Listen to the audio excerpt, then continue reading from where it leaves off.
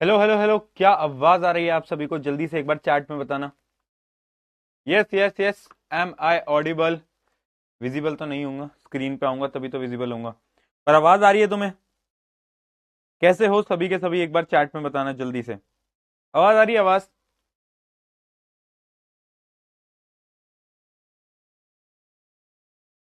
Yes.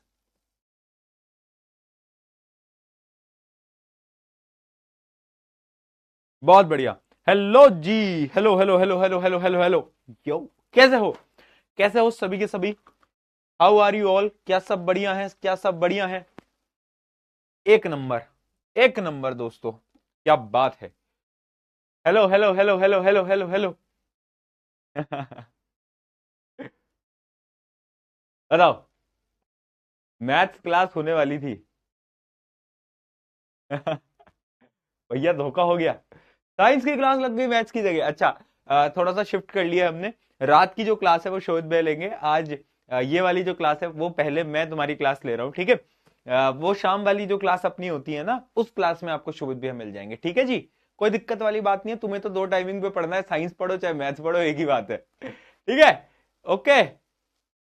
Okay. Yes yes yes. बहुत बढ़िया। बहुत बढ़िया, आई होप सब बढ़िया होंगे। कैसे हैं सभी के सभी? All good all good all good. आज वैसे हम एक नया चैप्टर शुरू कर रहे हैं। आज वैसे हम एक नया चैप्टर शुरू कर रहे हैं। कल परसों, कल तो अपना ऑफ था, परसों हमने कंट्रोल एंड कोऑर्डिनेशन खत्म कर दिया था। एक नया चैप्टर है एसिड एंड बेस। अच्छा सुनो, कल भी आपकी एक एक्स्ट्रा क्लास रहेगी साइंस की, है ना? रात को ही रहेगी, वही अपना जो टाइम होता है 8:30 बजे के आसपास, तभी आपकी एक्स्ट्रा क्लास एक रहने वाली है। ठीक है। यस। एक एक्स्ट्रा क्लास रहेगी। हाँ हाँ हाँ। क्योंकि ये जो चैप्टर है ये आज क्लास में पूरा खत्म नहीं हो पाएगा, कल हम एक एक्स्ट्रा क्लास लेके इस चैप्टर को खत्म करेंगे, ठीक है? एक्स्ट्रा क्लास क्यों लेनी पड़ रही है? क्योंकि बीच में कुछ कुछ छुट्टियां हो गई हैं मेरे एंड से, तो तुम्हें पता है एक एक्स्ट्रा क्लास लेके उसको कवर अप अपन कर देंगे। राइट। थोड़ा सा हम पीछे चल रहे हैं क्योंकि अभी तक हमारे सिर्फ 4 ही चैप्टर हुए हैं, ये पांचवा चैप्टर है। बट ठीक है, कवर कर लेंगे, कोई दिक्कत नहीं है। होपफुली 15 जनवरी तक आपका सिलेबस खत्म हो जाएगा। ठीक है, नहीं होगा तो 2-3 दिन आगे पीछे होगा, ज्यादा आगे पीछे नहीं होगा, वो तुम्हें पता है। बट मैं अपने एंड से ट्राई कर रहा हूं सब कुछ पढ़ा के, तुम्हें डिटेल में पढ़ा के सही टाइम पे क्लासेस तुम्हारी खत्म करा दूं। क्योंकि देखो, मैं ऐसे नहीं कर सकता कि मैं जल्दी जल्दी पढ़ा दूं, मैं ऐसे नहीं कर सकता कि मैं चीजें स्किप कर दूं, मुझे पढ़ाना सब कुछ है। ढंग से पढ़ाना है, डिटेल में पढ़ाना है। तो थोड़ा बहुत कभी कभार टाइम लग सकता है, बट ठीक है, चलता है दोस्तों। यस। यस। यस। अवार्ड मिल गया, अवार्ड मिल गया। वाह यार, तुम लोग बड़े तेज हो, तुमको बहुत जल्दी पता चल जाता है। तो दोस्तों, कल हम गए थे, है ना? आपको मैंने बताया था कि नॉमिनेट किया गया था best educator of the year की तरफ। तो वैसे तो मुझे लग नहीं रहा था, पता नहीं मिलेगा नहीं मिलेगा, क्या होगा क्या नहीं होगा, लेकिन फॉर्चुनेटली और आप सबके प्यार की वजह से, आप सबकी दुआओं की वजह से जो चीज हमें मिली है वो मैं आप सबको यहाँ दिखाना चाहूंगा, आपको शोकेस करना चाहूंगा मैं, क्योंकि ये मेरी जीत नहीं है, ये हम सबकी जीत है। और वो कुछ इस प्रकार से है। ये रहा वो प्यारा सा award, best education creator of the year का अवार्ड। ठीक है। ये हमें मिला है ना? बड़ी प्यारी सी ट्रॉफी है, आप देख सकते हो। आप देख सकते हो कितनी प्यारी सी ट्रॉफी है यार। राइट राइट, कितनी प्यारी सी ट्रॉफी है ये। बड़ा बड़ा अच्छा लग रहा है इसको देख के ना। बट यस, हार्ड वर्क, मेहनत करते चलो, लाइफ में चीजें आपको मिलती जाएंगी, है ना? हार नहीं माननी है। क्योंकि मैं तुम्हें एक बहुत ऑनेस्टली एक चीज बताता हूँ। पता है, वहां पर ना बहुत अलग अलग कैटेगरीज के लोग आए थे, और ये जो अवार्ड होते थे ना, ये हमेशा से मिलते हैं फैशन इन्फ्लुएंसर्स को, गेमिंग की दुनिया में जो टॉप होते हैं उनको, है ना? Best dancers, best music, best actor actress, इन सबको अवार्ड मिले थे, बहुत सारे एक्टर एक्ट्रेस सब आए थे। लेकिन फर्स्ट टाइम ऐसा हुआ है कि किसी एजुकेटर यानी एक टीचर को वहां पे स्टेज पे बुलाया है और अवार्ड दिया गया है, तो मतलब बहुत अच्छा लगा यार, है ना? मतलब पता नहीं था कि हम कभी उस मुकाम तक पहुंच पाएंगे जहां पर ऐसी चीजें हो रही होंगी, बट ठीक है, जब लगता है ऐसा तो we are grateful, I am grateful, and thank you everyone. ये हम सब ने जीता है मिलके, सो कॉन्ग्रेचुलेशंस। बट याद रखना, ये एक शुरुआत है, जर्नी अभी बहुत लंबी है, आगे बहुत बड़ी बड़ी चीजें अचीव करनी है, ठीक है? चलो आ जाओ। अब स्टार्ट करते हैं, स्टार्ट करते हैं, स्टार्ट करते हैं। ठीक है। ठीक है। Yes yes. Happy birthday aunty. Mummy का जन्मदिन है, तुम सब विशेष कर रहे हो। Happy birthday, happy birthday. Class के एंड में मम्मी को बुलाते हैं, बुला, कोशिश करता हूँ मम्मी को बुलाता हूँ, ठीक है, तब बोल देना, तब बोल देना। डन है, डन है, चलाओ स्टार्ट करते हैं, स्टार्ट करते हैं। अब हम स्टार्ट करते हैं सबसे पहले acid base and salt.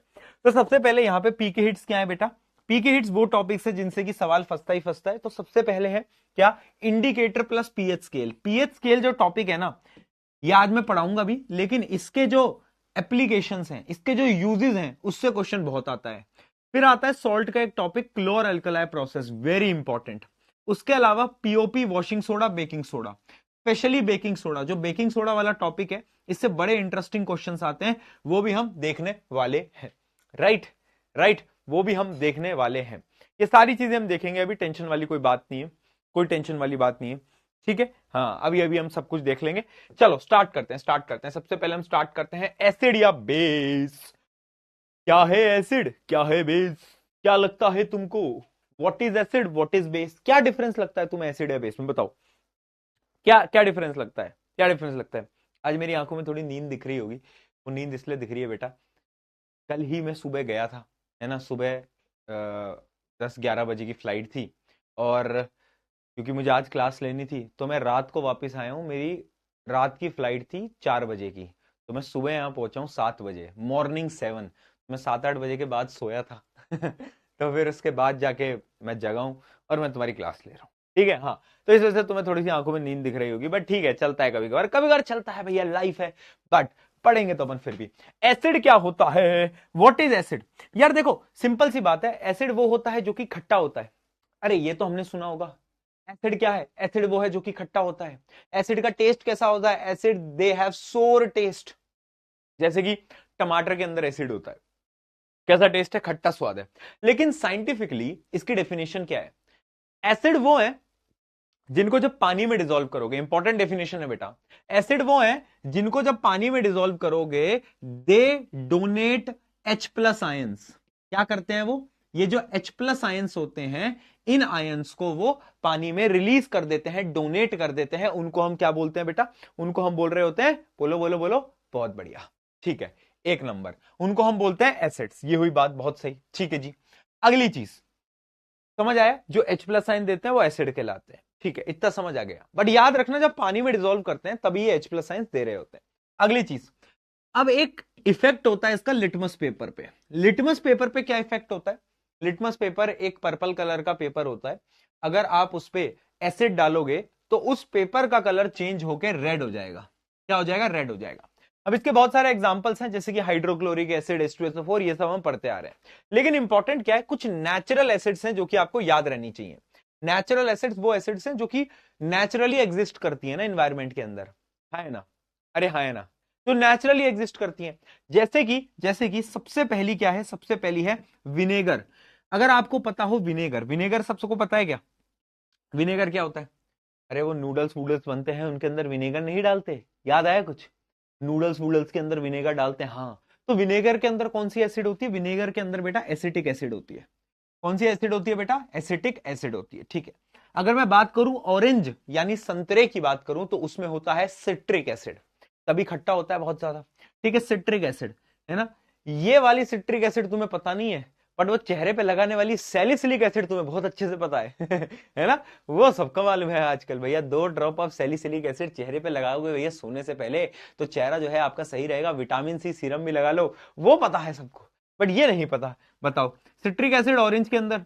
Tamarind क्या होता है? इमली, इमली के अंदर टार्ट्रिक एसिड होती है। टोमेटो के अंदर ऑक्सैलिक एसिड होती है। कौन सी होती है? ऑक्सैलिक, ऑक्सैलिक, ठीक है। और मिल्क के अंदर कौन सी होती है? Lactic acid. ये शायद आपको पता होगा, जो दही बनती है उसमें लैक्टिक एसिड होता है। लेमन में फिर सिट्रिक एसिड आ गया, यहां भी सिट्रिक एसिड, यहां भी सिट्रिक एसिड, ठीक है। अच्छा, ये इंपॉर्टेंट है, कभी आपको चींटी काटी हो या फिर मधुमक्खी काटी हो, तो उनका जो स्टिंग होता है उसमें पता है कौन सी एसिड होती है? Methanoic acid. क्या होती है? Methanoic acid. क्या बोलते हैं हम इसको? मीथेनोइक एसिड, ठीक है, ठीक है। कहां पे? एंड स्टिंग, या फिर आप बात करो नेटल स्टिंग के अंदर। अच्छा, मीथेनोइक एसिड का एक और नाम होता है, वो भी आप याद रखना, फॉर्मिक एसिड, फॉर्मिक एसिड, ठीक है जी, बहुत बढ़िया। दोनों एक ही चीज है, दोनों एक ही चीज है, ठीक है। ये टेबल सबको समझ आ गई है? इसमें तो याद करने वाली चीज है, बाकी समझने वाली कोई चीज है ही नहीं। हाइड्रोलोनिक एसिड, ये क्या है? हाइड्रोल्यूरोनिक एसिड, ये क्या होता है? स्किन केयर में काम आता है? क्या बोल रहे हो भैया ये? हैं? डेटॉल से मुंह नहीं धोना होता? क्या बोल रहे हो ये? चलो ठीक है, बहुत बढ़िया। ये आपको आई होप समझ आ गया होगा कि बेसिकली ये नेचुरल एसिड्स हैं। आर्टिफिशियल एसिड क्या है? जो हम बनाते हैं H2SO4, HCl, जितनी भी सारी एसिड्स हैं। ठीक है, ये हमको समझ आ गया। चलो अब बात करते हैं बेसिस की। बेस बेस बेस, जो बेस होता है बेटा वो एकदम अपोजिट है एसिड का। ये खट्टा नहीं होता स्वाद में। ये कैसा होता है? इसका स्वाद कैसा होता है? सही बताना, सही बताना, कभी नहाते टाइम साबुन मुंह में गया है? हाँ हाँ हाँ हाँ, साबुन गया है, कैसा होता है? कड़वा होता है। कैसा होता है? कड़वा होता है। कभी तो गया होगा। अब ऐसा नहीं है साबुन खाओ, नहीं नहीं नहीं बेटा, कड़वा होता है, अगर तुमने ध्यान से नोट कराओ। यानी साबुन भी एक प्रकार का बेस है। तो बेस का जो स्वाद होता है वो बिटर होता है, यानी कड़वा होता है। कड़वा है ना, कड़वा, एकदम कड़वा होता है। कुछ आया, कुछ समझ आया? हाँ, अच्छा भैया, हम तो किससे नहाते हो तुम? बॉडी वॉश से नहाते हैं? वाह, कभी टेस्ट ही नहीं किया?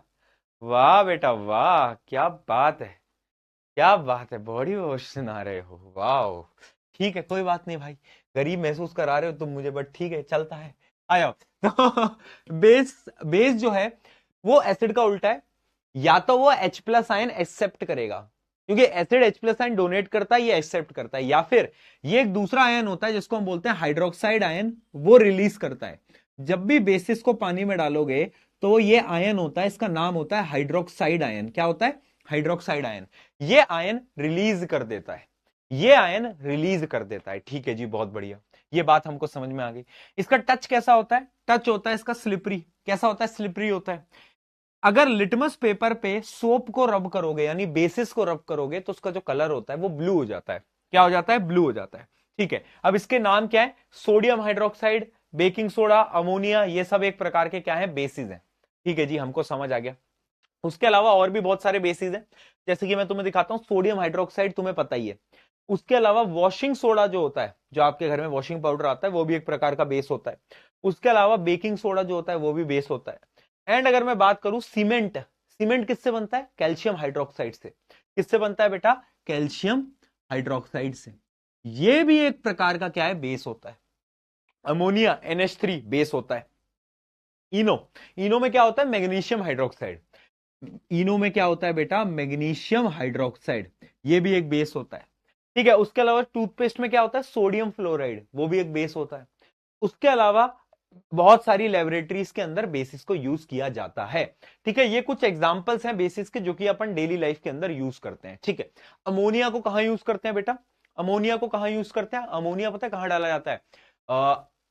फर्टिलाइजर्स के अंदर। तुमने नोट करा है कभी?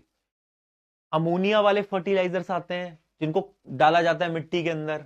हाँ, क्यों डाला जाता है उसके बारे में आगे बात करेंगे। अभी आप बस इतना समझो कि अमोनिया क्या है? एक प्रकार का बेस है। ठीक है, क्या चीज क्लियर है? क्या चीज क्लियर है, बताओ।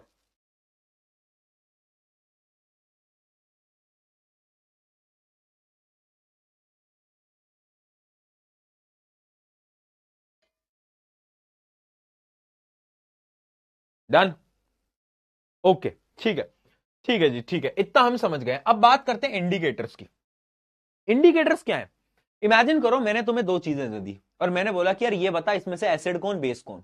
तो क्या तुम सबको टेस्ट करके देखोगे क्या कि भैया इसका स्वाद जो है खट्टा है, ये एसिड है, इसका कड़वा है, ये ऐसा करेगा तो भैया निपट जाएगा। क्यों? क्योंकि बहुत सारे एसिड बेस डेंजरस होते हैं। है ना, ऐसे नहीं कर सकते।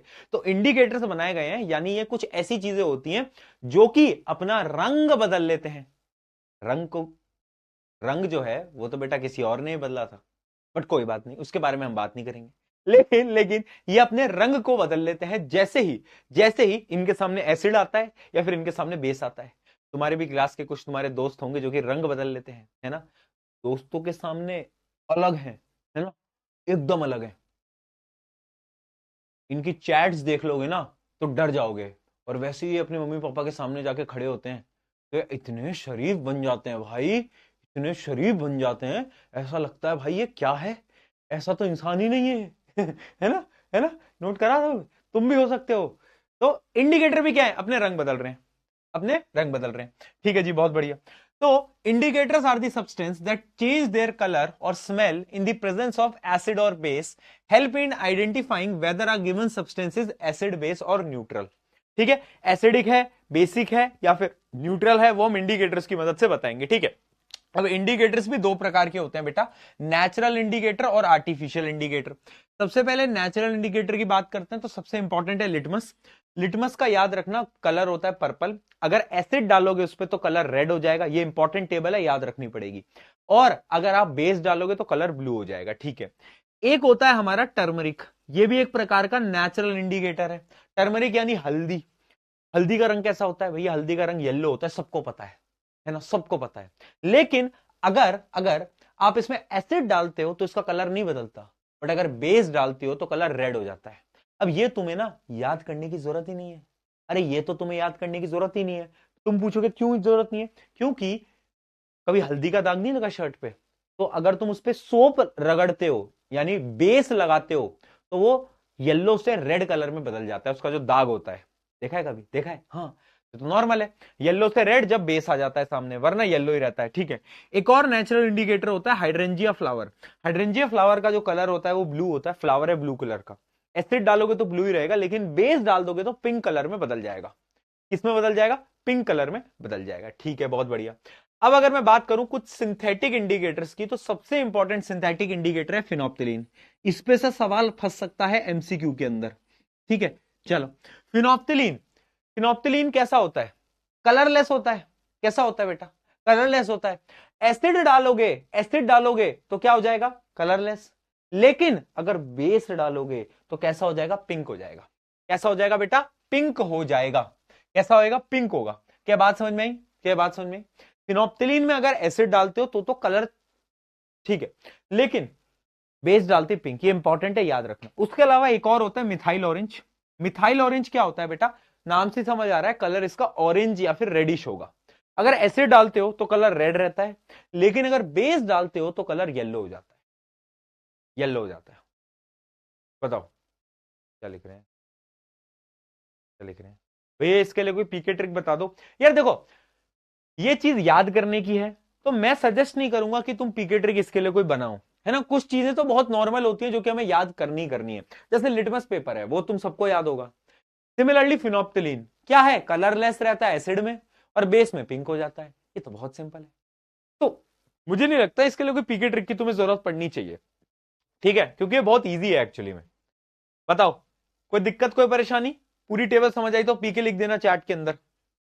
पीके लिख दे भाई. क्या हो गया? कैसे छुट्टी वुट्टी लिख रहा है? ना मान रहा, ना मान रहा, छुट्टी करा दूं तेरी है. चलो, ये तो हो गए नॉर्मल इंडिकेटर्स. फिर एक और प्रकार के इंडिकेटर्स होते हैं ऑल फैक्ट्री इंडिकेटर्स. अच्छा, मुझे एक बात बताओ, ये ऑल फैक्ट्री शब्द अपन ने सुना है क्या कहीं पे? ये कहीं सुना है क्या अपन ने? अभी सुना था कंट्रोल कोऑर्डिनेशन में. ऑल फैक्ट्री यानी कुछ रिलेटेड होता है भैया स्मेल से, क्योंकि आपने बताया था कि हमारी नोज के अंदर जो रिसेप्टर्स होते हैं वो होते हैं ऑल फैक्ट्री रिसेप्टर्स, जो कि स्मेल करते हैं. याद है? अरे याद है कि नहीं है? हाँ भैया याद है यार, ये तो हमको बिल्कुल याद है. ठीक है, तो ऑल फैक्ट्री इंडिकेटर्स वो इंडिकेटर्स होते हैं जो कि अपनी स्मेल को बदल लेते हैं. वो रंग बदल रहे थे, ये स्मेल बदल रहे हैं. और कुछ लोग तो बेटा अपने कैरेक्टर को ही बदल लेते हैं. समझ रहे हो ना किसकी बात कर रहा हूं मैं? ठीक है, बहुत बढ़िया. तो ऑल फैक्ट्री इंडिकेटर क्या है? All factory indicators are the substance whose smell changes in acid और बेस सोल्यूशन. अब इसके कुछ एग्जांपल हैं जो कि आपको याद रखने हैं. ये भी बहुत इजी है. एग्जांपल क्या है? जैसे कि अनियन. अनियन जो होता है ना, अनियन की बहुत स्ट्रॉन्ग स्मेल होती है. अगर उसके सामने एसिड लाओगे तो स्मेल रहेगी, लेकिन अगर उसके सामने बेस लाओगे ना, बेस, तो स्मेल गायब हो जाती है. ट्राई करके देखना. स्मेल डिमिनिश्ड यानी गायब हो गई. ठीक है, उसके अलावा वनीला एक्सट्रैक्ट आपने देखा होगा. वनीला एक्सट्रैक्ट केक्स वगैरह के अंदर डलता है, बड़ी अच्छी स्मेल होती है. तो एसिड के अंदर तो इसकी स्मेल रहती है, लेकिन बेस के अंदर इसकी स्मेल भी गायब हो जाती है. अगला आ जाता है क्लोव ऑयल. क्या? Clove oil. तो क्लोव ऑयल की स्मेल एसिड में रहती है, लेकिन इसकी भी बेस के अंदर गायब हो जाती है. क्या हो जाती है? गायब हो जाती है. तो यानी बेसिस के अंदर स्मेल्स गायब हो जाती है. बस आपको इतना याद रखना है. क्या है? ओके जी, बताओ कोई दिक्कत, कोई परेशानी?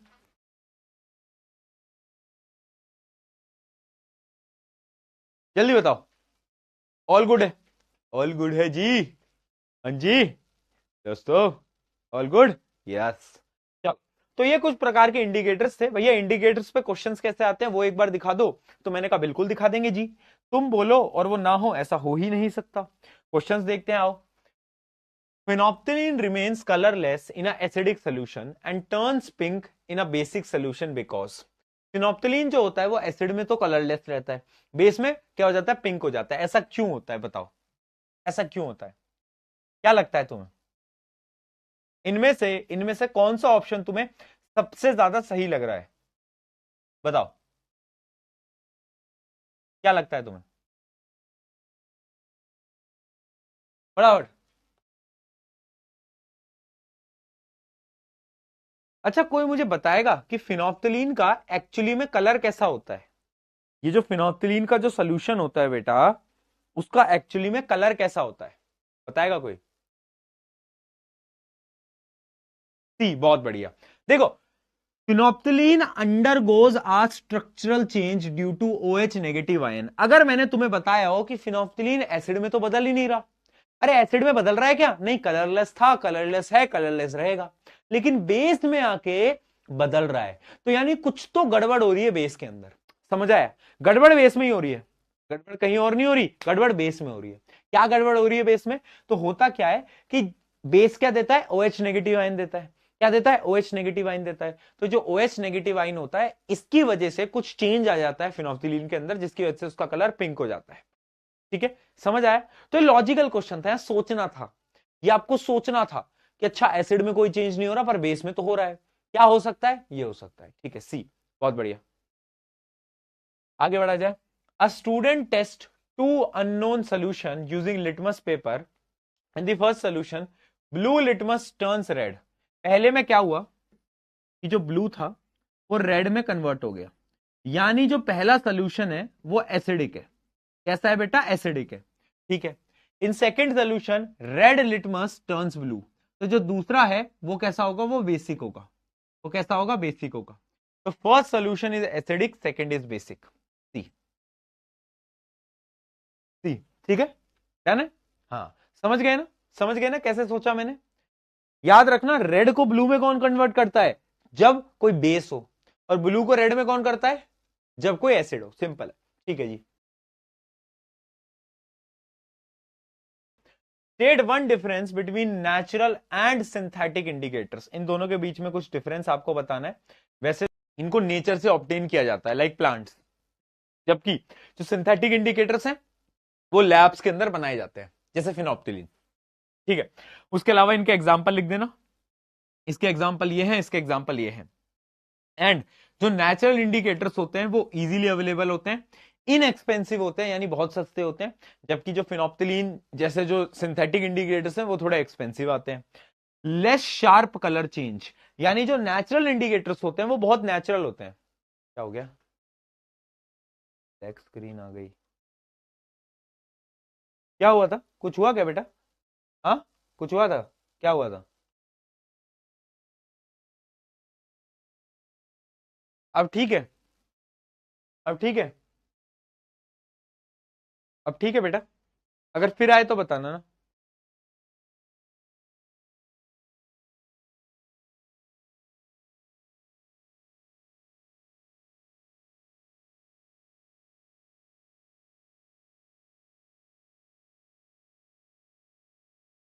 ठीक है, आई गेस नहीं आना चाहिए। ओके, ओके, ठीक है। उसके अलावा जो कलर चेंज होता है नेचुरल इंडिकेटर्स, क्योंकि वो नेचुरल होते हैं, तो बेटा उनके अंदर जो कलर चेंज होता है ना वो ज्यादा नहीं होता, लेकिन सिंथेटिक इंडिकेटर्स के अंदर कलर चेंज बहुत अच्छा खासा होता है, यानी sharp and clear colour change, जबकि यहां पे कलर चेंज थोड़ा कम होता है। तो कुछ डिफरेंस है नेचुरल और सिंथेटिक इंडिकेटर्स के बीच में। ठीक है, ओके, चलो आगे बढ़ाया जाए। A student adds methyl orange to two different solution A, the indicators turns red। क्या बोला कि मिथाइल ऑरेंज को जब सोल्यूशन ए में डाला तो जो इंडिकेटर था वो रेड हो गया। तो तुम्हें याद होगा मिथाइल ऑरेंज रेड कब होता है? जब एसिड होती है, एसिड में वो रेड होता है। ठीक है। And while in solution B it turns yellow, यानी सोल्यूशन बी कैसा होगा? सोल्यूशन बी होगा बेसिक। तो solution A is acidic and solution B is basic. Done. किस किस का बी आया, एक बार जरा चैट में बता देना किस किस का बी आया आंसर। सबका बी आ रहा है क्या? क्या बात है यार, बहुत बढ़िया जी। चलो और देखो, turmeric is called as the natural indicator because it shows colour change when added to certain solution. इफ turmeric turns reddish brown in one solution and remains yellow in another, what is the correct interpretation? यानी क्या, interpretation, हाँ गलत बोली, interpretation हाँ, क्या बोल रहा है कि जो टर्मरिक है वो एक सोल्यूशन में तो रेड हो गया और एक में येलो ही रहा। तो तुम्हें पता है जब साबुन घिसते हैं, जब बेस होता है तो वो रेड हो जाता है, एसिड में वो येलो ही रहता है। तो पहला क्या होगा, रेडिश ब्राउन सोल्यूशन इज, नहीं एसिडिक नहीं होगा, कहां गया कहां गया टर्मरिक, कहां गया कहां गया कहां गया कहां गया, हाँ ये turmeric is obtained from the natural sources and turns reddish brown in basic medium, see, ये एकदम सही है, ये एकदम सही है, see. Done done done done done done done done done done done done. चलो अब बढ़ते हैं बेटा केमिकल प्रॉपर्टीज की तरफ, आ जाओ, केमिकल प्रॉपर्टीज पढ़ा जाए।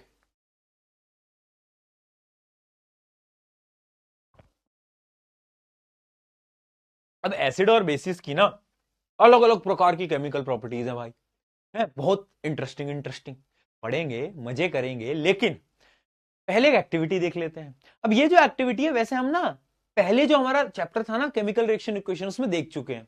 उस एक्टिविटी में हम क्या करते थे बेटा, अगर तुम्हें याद हो, एक मेटल की, कोई भी एक मेटल होता था, मान लो जिंक, उसकी रिएक्शन कराते थे एक एसिड के साथ, यानी मान लो H2SO4 के साथ। तो क्या होता था, यहां पे डिस्प्लेसमेंट रिएक्शन होती थी, हाइड्रोजन डिस्प्लेस हो जाता था, ZnSO4 बनता था और हाइड्रोजन गैस रिलीज हो जाती थी। क्या यही होता था, यही होता था, इसको हम डिस्प्लेसमेंट रिएक्शन भी बोलते थे। हाँ, यही एक्टिविटी है इस चैप्टर के अंदर। लेकिन अब ये बोल क्या रहा है इस एक्टिविटी से कि अगर आप किसी भी मेटल को एसिड के साथ रिएक्ट कराओगे, किसी भी मेटल को, कोई भी मेटल हो, अगर आप उसको एसिड के साथ रिएक्ट कराओगे तो हमेशा एक सॉल्ट बनेगा और हाइड्रोजन गैस रिलीज होगी। अच्छा पहले बताओ हाइड्रोजन गैस का टेस्ट क्या होता था? हाइड्रोजन गैस का टेस्ट पॉप साउंड टेस्ट, याद है ना, pop pop pop pop pop, हाँ कैंडल लेके आते थे, पॉप साउंड आता था। ठीक है जी, बहुत बढ़िया। तो यानी ये जो एक्टिविटी है इससे वो क्या बताना चाहता है, पहले ये देखो, वो ये बताना चाहता है कि how acids react with metal. तो जब भी एक एसिड रिएक्ट करेगी मेटल के साथ तो हमेशा सॉल्ट बनेगा और साथ साथ में हाइड्रोजन गैस रिलीज होगी। हाइड्रोजन गैस क्या होगी, हमेशा रिलीज होगी। बट एक बात मुझे बताओ, क्या ये हर केस के लिए पॉसिबल है? क्या ये हर केस के लिए पॉसिबल है? Is it possible for every case, every scenario? नहीं। केमिस्ट्री का दूसरा नाम क्या है? केमिस्ट्री का दूसरा नाम एक्सेप्शन है। तो यहां पर एक एक्सेप्शन है, एक एसिड होती है, एक एसिड होती है जिसको हम बोलते हैं नाइट्रिक एसिड। जब भी कोई मेटल नाइट्रिक एसिड के साथ रिएक्शन करता है, जब भी कोई मेटल मान लो जिंक कर रहा है नाइट्रिक एसिड के साथ रिएक्शन, तो क्या होगा, सॉल्ट तो बनेगा, सॉल्ट तो बनेगा लेकिन हाइड्रोजन गैस नहीं बनेगी। तो भैया फिर क्या बनेगी, फिर क्या बनेगी बताओ, फिर क्या होगा? फिर हाइड्रोजन गैस नहीं बनती बल्कि पानी बन जाता है डायरेक्टली। यानी एक तो सॉल्ट बनेगा और साथ साथ में पानी बनेगा। अब तुम पूछोगे भैया क्यों बनेगा पानी, सब में हाइड्रोजन गैस इसमें पानी क्यों? क्योंकि इसका एक रीजन होता है बेटा, HNO3, मैं लिखवा भी दूंगा आगे, HNO3 is the strong oxidising agent, strong oxidising agent. यानी वो जो हाइड्रोजन गैस होता है ना, उसको ये ऑक्सीडाइज कर देता है और पानी में कन्वर्ट कर देता है। आई बात समझ में? तो यहां का गुंडा कौन, HNO3। पर जैसे कि बोला जाता है ना कि अगर आप गली के गुंडे हो तो मोहल्ले का गुंडा कोई और होगा, अगर आप मोहल्ले के गुंडे हो तो शहर का गुंडा कोई और होगा। समझ रहे हो ना बात को? तो यहां पे दो गुंडे और आते हैं जो कि बोलते हैं HNO3 से कि भाई देख, हम नहीं मानते तेरी बात, अगर तुझे हमसे रिएक्शन करनी है तो हाइड्रोजन गैस देनी पड़ेगी। और उन दो गुंडों का नाम क्या है बेटा? उन दो गुंडों का नाम है, याद रखना, मैग्नीशियम एंड मैंगनीज। ये दो मेटल होते हैं, इन दोनों के साथ जब भी रिएक्शन होती है HNO3 की तो HNO3 को हाइड्रोजन गैस देनी ही पड़ती है, क्योंकि ये मोहल्ले के गुंडे हैं, ये बेचारा गली का गुंडा है। समझ गए, समझ गए? यस, बहुत बढ़िया जी, बहुत बढ़िया। ठीक है, ठीक है, ये हमको समझ आ गया, इसको अभी लिखवा भी देंगे। अब बात करते हैं बेस कैसे रिएक्ट करते हैं मेटल के साथ बेटा। तो बेसिस भी रिएक्ट करते हैं मेटल के साथ ऑब्वियसली। कैसे रिएक्ट करते हैं? अगर आप कोई भी मेटल लोगे, बेस के साथ रिएक्ट करोगे तो सेम रिएक्शन होगी, एक सॉल्ट बनेगा और हाइड्रोजन गैस रिलीज होगी। जैसे कि मैं एक बेस लेता हूं NaOH, रिएक्शन कराता हूं जिंक के साथ, तो क्या बनता है बेटा? यहां पर बनता है sodium zincate plus hydrogen gas. अब ये जो रिएक्शन है ना बेटा, ये बड़ी इंपॉर्टेंट है। पता है क्यों? पता है क्यों? क्योंकि बच्चे ना इस रिएक्शन को लिख ही नहीं पाते, क्योंकि उन्हें यही नहीं पता सोडियम जिंकेट लिखते कैसे हैं। तो ये याद रखना कि जब भी NaOH प्लस जिंक ऐड होगा तो सोडियम जिंकेट बनेगा। सोडियम जिंकेट कैसा होता है? Na2ZnO2। कैसे याद करोगे? नाटू जनाटू। आलतू जलालतू आई बिलाको टालतू, नाटू जनाटू। क्या बोल रहा हूं मैं? नाटू जनाटू, Na2ZnO2, नाटू जनाटू आई बिलाको टालतू, सिंपल। ठीक है, नाटू जनाटू। तो यानी जब भी NaOH जिंक से बनता है तो नाटू जनाटू बनता है, और साथ साथ में हाइड्रोजन गैस आपकी क्या हो जाती है? रिलीज हो जाती है। Right right. बताओ, कोई दिक्कत, कोई परेशानी, कोई दुविधा? बहुत बढ़िया जी, बहुत बढ़िया, बहुत बढ़िया।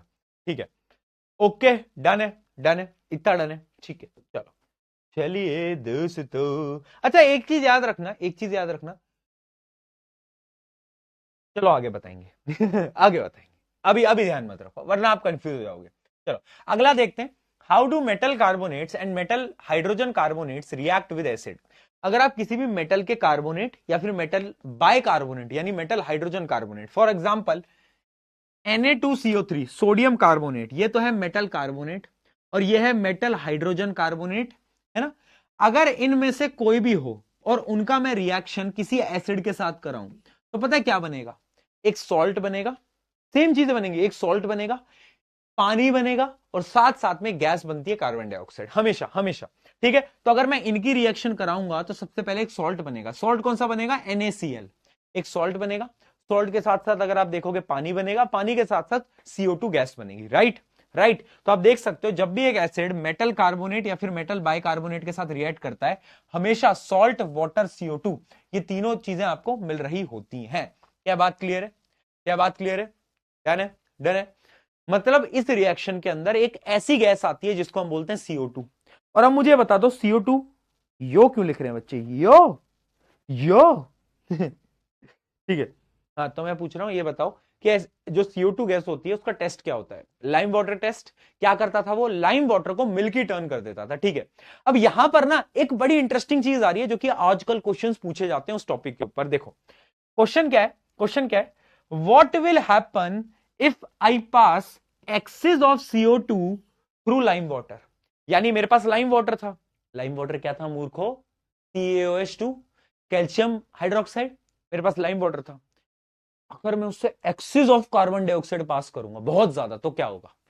तुम बोलोगे भैया अगर पहले आप कार्बन डाइऑक्साइड पास करोगे तो कैल्शियम कार्बोनेट बनेगा। कैल्शियम कार्बोनेट तो इट टर्न्स मिल्की, यानी जो सोल्यूशन होता है उसको मिल्की टर्न कर देता है। Right right. तो सबसे पहले क्या होगा?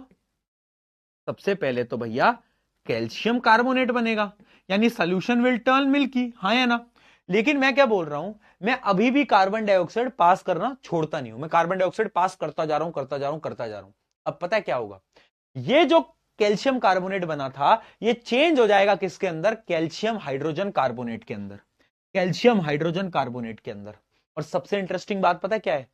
सबसे इंटरेस्टिंग बात यह है कि solution will lose it milkiness, यानी वो जो सोल्यूशन जो सफेद कलर का हो गया था, मिल्की हो गया था ना, उसकी मिल्कीनेस खत्म हो जाएगी, वापस से एक व्हाइट कलर का सोल्यूशन नहीं बनेगा, यानी एक ट्रांसपेरेंट सोल्यूशन बन जाएगा पानी की तरह। समझे? हुआ क्या? Lime water get turn into milky, then milkiness disappears. जो मिल्कीनेस थी वो गायब हो गई। क्यों? क्योंकि मैंने एक्सेस ऑफ CO2 दी, तो अब बनेगा calcium hydrogen carbonate. Very important, मुझे लगता है बहुत सारे सेट के अंदर यहां से सवाल बन सकता है। मैं तुम्हें एक बड़ी इंटरेस्टिंग बात बताऊं बोर्ड एग्जाम की, बोलो, अगर बोलोगे तो बताता हूं।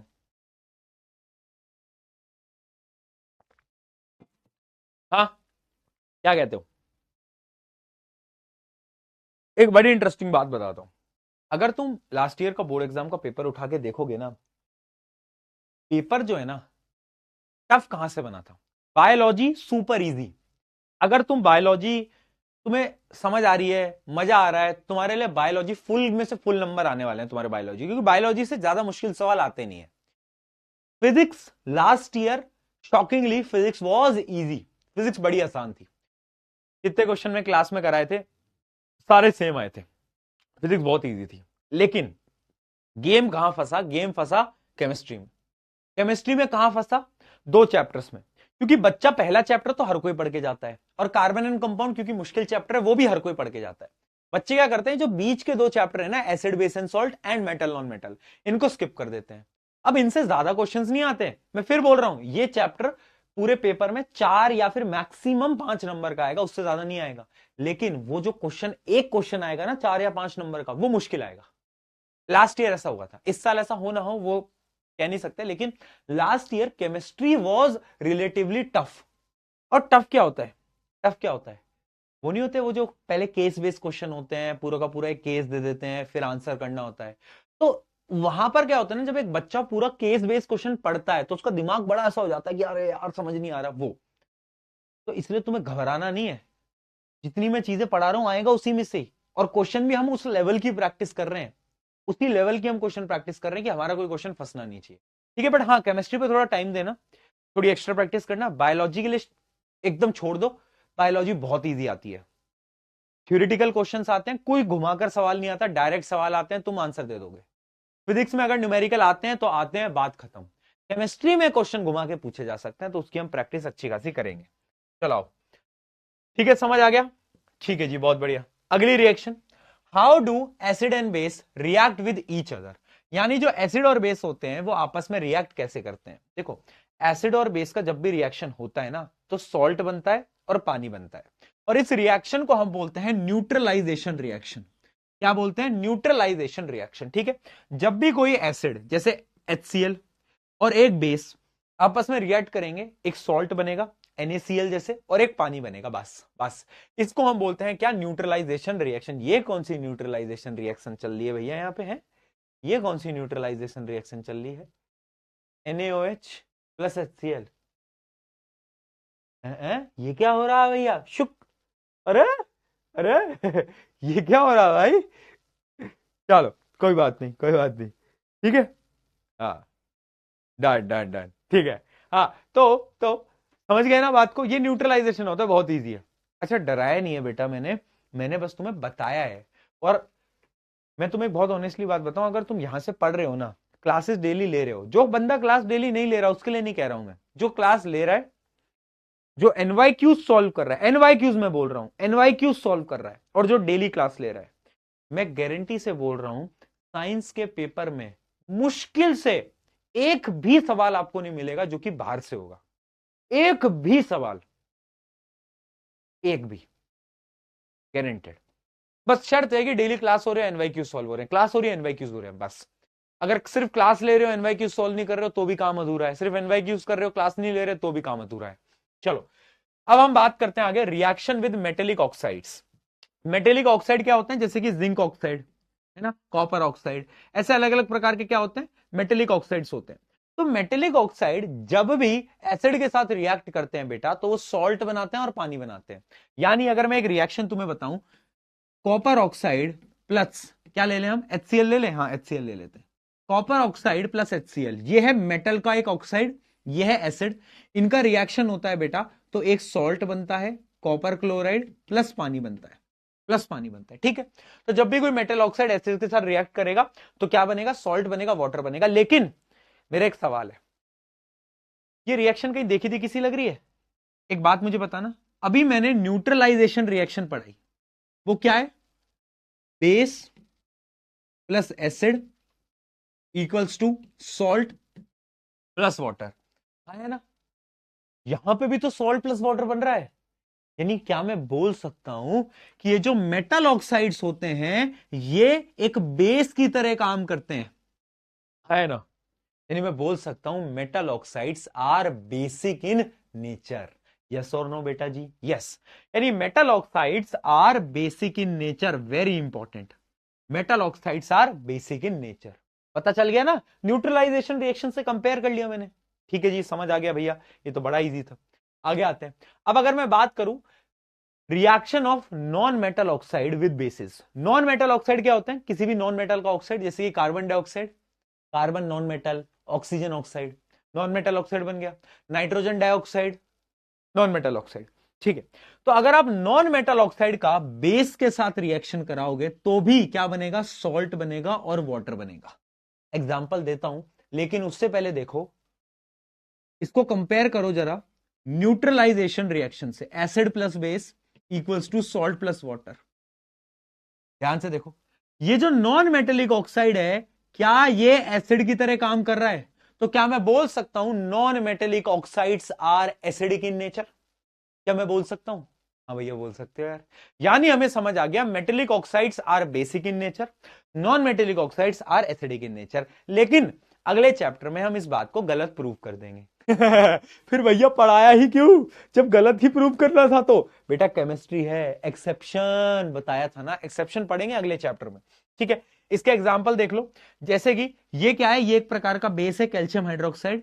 ये क्या है? Non metal oxide. इनका रिएक्शन होता है तो क्या बनता है? एक सॉल्ट बनता है, सॉल्ट के साथ साथ पानी बनता है, बता चुका हूं, है ना? सॉल्ट के साथ साथ पानी बनता है, बता चुका हूं। राइट राइट, ठीक है जी, बहुत बढ़िया।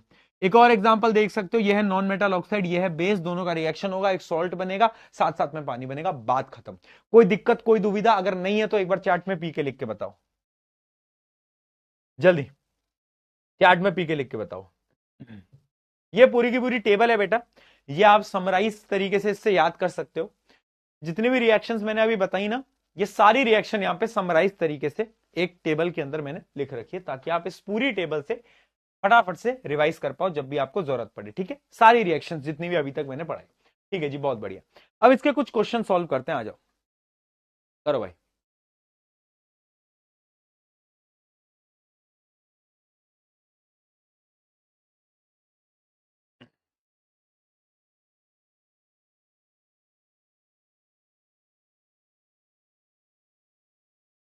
Consider the following reaction, dilute HCl acid react with sodium hydroxide, magnesium oxide react with dilute HCl। आपको बताना है इन तीनों रिएक्शन में क्या चीज बनेगी। ठीक है, it is found in each case. अगर मैं पहली रिएक्शन लिखूं, HCl का रिएक्शन अगर होगा NaOH के साथ, तो एक एसिड है, एक बेस है, क्या बनाएगा? एक सॉल्ट बनेगा और साथ साथ में पानी बनेगा, सॉल्ट प्लस वाटर। ठीक है, दूसरी रिएक्शन देखते हैं, यह है मेटल ऑक्साइड और यह है एसिड। मेटल ऑक्साइड की एसिड की रिएक्शन में क्या होता है? सॉल्ट प्लस वाटर बनता है। ठीक है, यह है कार्बन डाइऑक्साइड यानी नॉन मेटल ऑक्साइड, और यह है बेस, इसमें भी सॉल्ट प्लस वाटर बन रहा होता है। तो यानी इसमें दो चीजें बनेंगी, सॉल्ट बनेगा और पानी बनेगा, सेम। ए आ गया सबका, चलो बहुत बढ़िया, आगे बढ़ते हैं। Which of the following reaction represents a neutralization reaction? इनमें से कौन सा न्यूट्रलाइजेशन रिएक्शन है? न्यूट्रलाइजेशन रिएक्शन कब होता है? Acid base, salt plus water. ठीक है, तो आप देखो, अगर आप ध्यान से देखोगे, ये है बेस, ये है एसिड, ये है सॉल्ट, ये है वाटर। बहुत बढ़िया, बी, डन डन, ठीक है जी, बहुत बढ़िया।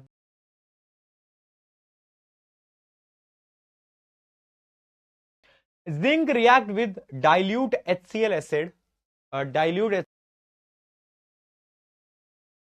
देता है, लेकिन हमारा बेचारा कॉपर क्यों नहीं कर पाता?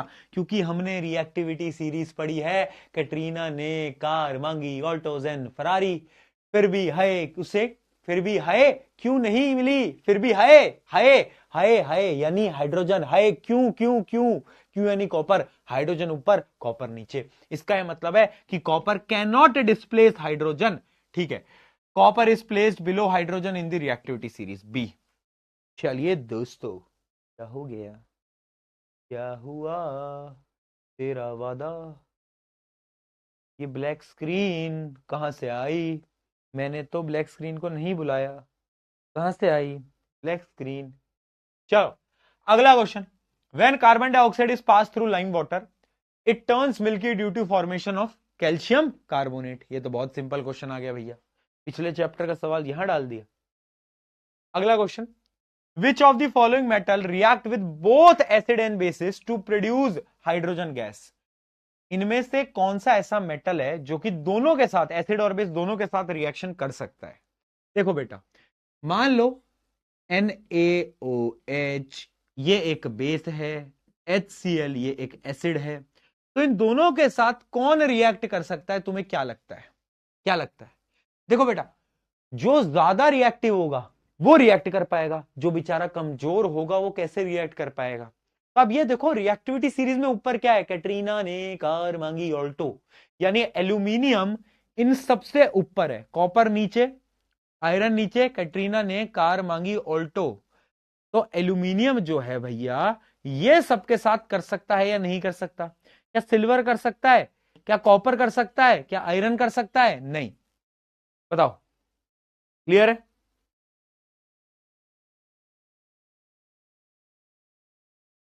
ठीक है, डन है। एल्यूमिनियम बहुत ताकतवर होता है ना यार, रिएक्टिविटी सीरीज में आगे होता है ना बेटा, वो भी तो समझो। ठीक है, बहुत बढ़िया, आगे बढ़ते हैं। Which gas is evolve when a sodium carbonate reacts with dilute HCl? कौन सी गैस बनेगी जब एक सोडियम कार्बोनेट यानी मेटल कार्बोनेट एक एसिड के साथ रिएक्ट करता है? तो सॉल्ट बनता है, कार्बन डाइऑक्साइड बनती है और पानी। अंकल जी मुझे पानी पिला दीजिए, मेरा गला सूख रहा है। चलो, explain why sodium hydroxide solution should not be stored in aluminium containers. ठीक है, क्या बोल रहा है बेटा कि मैं एक सोडियम हाइड्रोक्साइड का एक सोल्यूशन है उसको एल्यूमिनियम में क्यों नहीं स्टोर करता? क्योंकि aluminium is a reactive metal, it will react with base, यानी एल्यूमिनियम बेस के साथ रिएक्ट कर जाएगा, इसलिए एल्यूमिनियम को एल्यूमिनियम के कंटेनर के अंदर हमें स्टोर नहीं करना चाहिए। ठीक है जी, बहुत बढ़िया। अच्छा, इसकी एक रिएक्शन भी होती है बेटा, वो भी आप याद रखना। देखो, ये रिएक्शन होती है एल्यूमिनियम की सोडियम के साथ। जैसे हमने जिंक की पढ़ी थी ना, जिंक की क्या बनता था? सोडियम जिंकेट बनता था। यहां पर क्या बनेगा? यहां पर क्या बनेगा? याद नहीं आया तुम्हें? सोडियम जिंकेट बनता था। यहां पर क्या बनेगा बताओ? Sodium aluminium oxide. यानी अगर तुम ध्यान से देखोगे, ध्यान से देखोगे, इसका एक और नाम होता है, ये जो तुम टर्म देख रहे हो, सोडियम एल्यूमिनेट, सोडियम एल्यूमिनेट। ठीक है, वैसे रिएक्शन याद करो ना करो एक ही बात है, बट मैं आपको बता रहा हूं कि एल्यूमिनियम जो है वो रिएक्ट कर जाता है सोल्यूशन ऑफ NaOH के साथ, यानी जब पानी में होता है उसके साथ रिएक्ट कर जाता है और एक कंपाउंड बना लेता है, जो कि आप देख पा रहे हो, साथ साथ में हाइड्रोजन गैस रिलीज कर देता है। इस वजह से हम इसके कंटेनर में स्टोर नहीं करते। ठीक है जी, बहुत बढ़िया। Why should curd and other sour substance not be kept in metallic container? क्योंकि जो कर्ड होते हैं उनके अंदर एसिड होता है और एसिड मेटल के साथ रिएक्ट करते हैं, सॉल्ट बना लेते हैं और हाइड्रोजन गैस को रिलीज कर देते हैं, इसलिए उनको स्टोर नहीं करना चाहिए।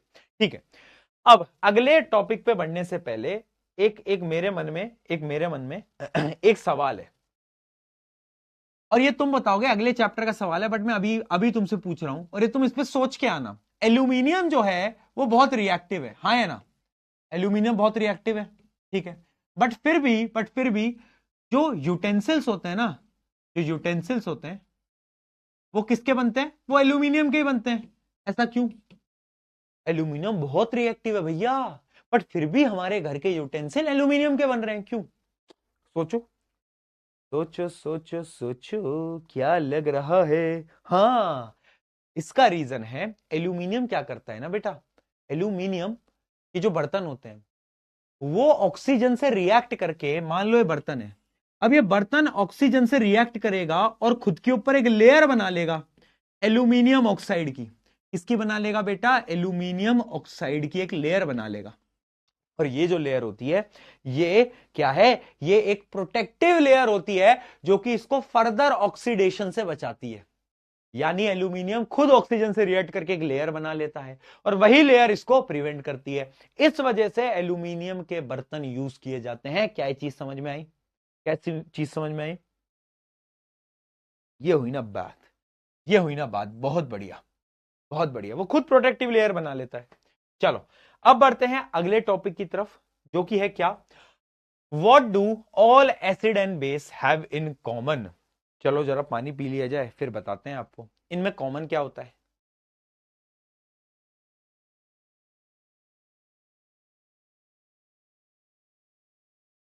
एसिड और बेस में बेटा कॉमन क्या है?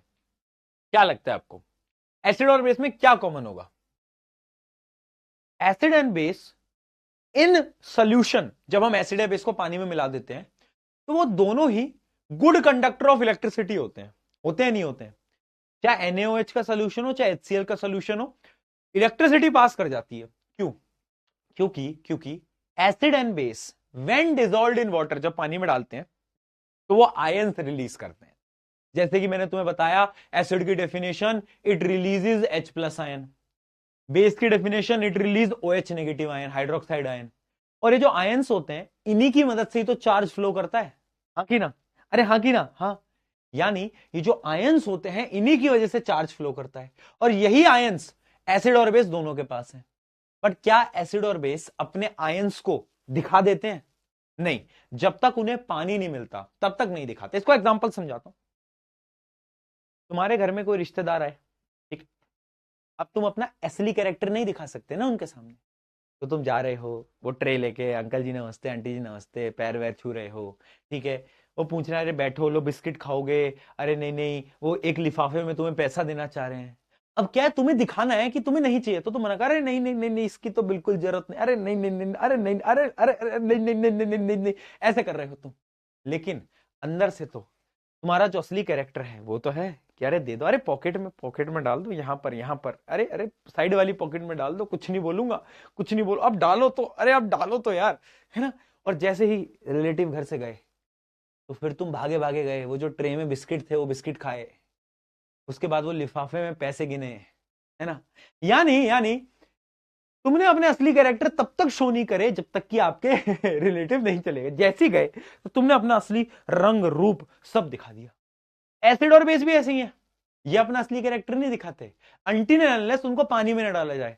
जैसे ही पानी में डालते हो तो ये अपने आयंस में टूट जाते हैं, ये अपने आयंस को रिलीज कर देते हैं, जैसे तुम फैल जाते हो जैसे रिश्तेदार गए, आए हाय अब मजे ही मजे, है ना? वैसे ही अपने असली कैरेक्टर्स को शो कर देते हैं। ठीक है जी, हाँ, रिलेटेबल हो गया अस मूवमेंट हो गया अस मूवमेंट ज्यादा हो गया भैया, चलो ठीक है। हाँ, तो यही चीज है, है ना? अब मैं तुम्हें क्या बता रहा था कि एसिड्स क्या होते हैं, आयंस को रिलीज करते हैं जब उनको पानी में डाला जाता है। क्या पानी में डाला जाता है? एसिड एंड बेस दोनों के दोनों पानी में अगर डालोगे तो बिजली को कंडक्ट करेंगे, लेकिन सॉल्ट्स कंडक्ट नहीं करते। यानी अगर मैं बोलूं ग्लूकोज या फिर कोई एल्कोहलिक सोल्यूशन है तो उसके अंदर आपकी जो बल्ब होगी वो ग्लो नहीं करेगा, क्योंकि बिजली को कंडक्ट नहीं करते। ठीक है, बिजली को कंडक्ट नहीं करते। ठीक है जी, बहुत बढ़िया। तो कॉमन क्या है, both acid and base are electrolytes which mean that they are good conductor of electricity. दूसरा, acid and base both produces ions, मैंने आपको बता ही दिया। When dissociated in water both acid and base becomes neutralized. यानी ऐसे समझो कि जब भी आप पानी में डालते हो तो ये टूट जाते हैं, बिखर जाते हैं। किनके अंदर? एसिड बिखर जाता है H+ आयंस के अंदर, और बेस बिखर जाता है OH नेगेटिव आयंस के अंदर। उस टर्म को हम बोलते हैं डिसोसिएट हो जाना, यानी टूट जाना, बिखर जाना। क्या बात समझ में आई? क्या बात समझ में आई? चलो, इतना समझ आ गया भैया, इतना समझ आ गया। अब ये आपने हमें क्यों बताया भैया? क्योंकि ना एसिड्स को ना आप दो कैटेगरी में डिवाइड कर सकते हो, बेस को भी दो कैटेगरी में डिवाइड कर सकते हो। एक होता है strong acid, strong base, weak acid, weak base. ये क्या परिभाषा है, क्या डेफिनेशन है इनकी, बताओ क्या लगता है यार? स्ट्रॉन्ग एसिड ना वो एसिड है, समझना, इमेजिन करो, strong acid is that acid जब उसको पानी में डालोगे तो कंप्लीटली डिसोसिएट हो जाएगा, यानी वो पूरी तरीके से बिखर जाएगा, तो ताकतवर है। क्योंकि पानी में डाला तो उसने अपने सारे पत्ते खोल दिए, यानी अपने सारे H+ आयंस छोड़ दिए, यानी वो ताकतवर है। लेकिन कुछ एसिड ऐसी होती है जब पानी में डालते हो तो कंप्लीटली डिसोसिएट नहीं होती, वो पार्शियली डिसोसिएट होती हैं, उनको हम बोलते हैं वीक एसिड। उनको हम क्या बोलते हैं बेटा? Weak acid. ठीक है, ठीक है। इसकी एक एक्टिविटी है वो मैं बताता हूं, पहले पर डेफिनेशन हम पढ़ लेते हैं। कहां गया स्ट्रॉन्ग एसिड, वीक एसिड? कहां है भाई, दिखा दे। हाँ, ये रहा। ठीक है, तो स्ट्रॉन्ग एसिड क्या होते हैं? स्ट्रॉन्ग एसिड बोल लो या तो स्ट्रॉन्ग बेस बोल लो, completely ionize in the aqueous solution, यानी कंप्लीटली डिसोसिएट। स्ट्रॉन्ग एसिड वो है जो कि कंप्लीटली डिसोसिएट हो जाएंगे, स्ट्रॉन्ग बेस भी वही है जो कि कंप्लीटली डिसोसिएट हो जाएंगे। जबकि वीक बेस या वीक एसिड क्या है? पार्शियली आयोनाइज, आयोनाइज बोल दो, डिसोसिएट बोल दो, एक ही बात है। ठीक है, अगली चीज, जो वीक होंगे they will release less H+ और OH नेगेटिव आयन, जबकि जो स्ट्रॉन्ग होंगे वो काफी सारे H+ ions and OH negative ions release करेंगे। अब यहां पर ना सारा गेम एग्जाम्पल का है, आपको ना एग्जाम्पल से याद रखना है। आपको क्या याद रखना है बेटा? एग्जाम्पल। जैसे कि example of the strong acid, पहला HCl, हाइड्रोक्लोरिक एसिड। अभी जो HCl होता है ना बेटा, ये क्या है?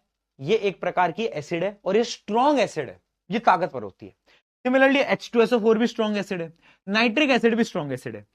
बट अगर मैं बात करूं वीक एसिड की, तो वीक एसिड में एग्जांपल आपको याद रखने हैं एसिटिक एसिड। एसिटिक एसिड तुम्हें याद होगा, विनेगर, एसिटिक एसिड, ठीक है। And carbonic acid. ये जो कार्बोनिक एसिड होती है ना बेटा, ये आपकी जो ड्रिंक्स वगैरह होती है ना, लाइक कोको कोला, इन सब के अंदर होता है कार्बोनिक एसिड, ठीक है। तो ये भी एक वीक एसिड है। अगर मैं बात करूं स्ट्रॉन्ग बेस की, तो स्ट्रॉन्ग बेस में आता है NOH, बहुत स्ट्रॉन्ग होता है, और पोटेशियम हाइड्रोक्साइड, ये भी बहुत स्ट्रॉन्ग होता है। अगर मैं बात करूं वीक बेस की, तो वीक बेस में आता है अमोनियम हाइड्रोक्साइड, ये है एक प्रकार का वीक बेस। ये क्या है? Weak base. अच्छा, एक और बेस को यहां पे तुम लिख सकते हो, मैग्नीशियम हाइड्रोक्साइड। ये वैसे वीक और स्ट्रॉन्ग दोनों होता है, बट कोई दिक्कत नहीं है, ठीक है। हाँ, तो ये आपको एग्जाम्पल याद रखने, एग्जाम्पल याद रखने वीक बेस स्ट्रॉन्ग बेस के। क्यों भैया, क्यों याद करा रहे हो एग्जाम्पल? अभी बताऊंगा क्यों याद करा रहा हूं, अभी बताऊंगा, टेंशन मत ले तो।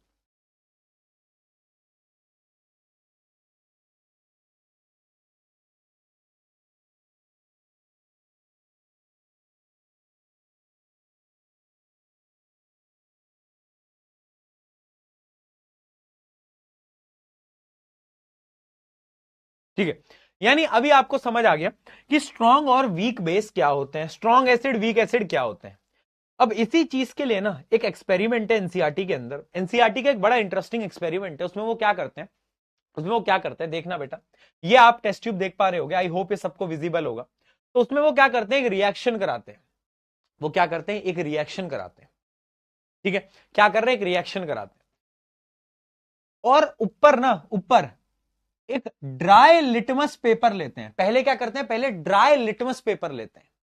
अगर आप एक ड्राई लिटमस पेपर ड्राई यानी उसमें पानी नहीं है, अगर आप एक ड्राई लिटमस पेपर के ऊपर एसिड या बेस डालोगे ना, तो उसका रंग नहीं बदलेगा। क्यों? क्योंकि एसिड या बेस का जो प्रॉपर्टीज होती है, उनको शो करने के लिए पानी जरूरी होता है।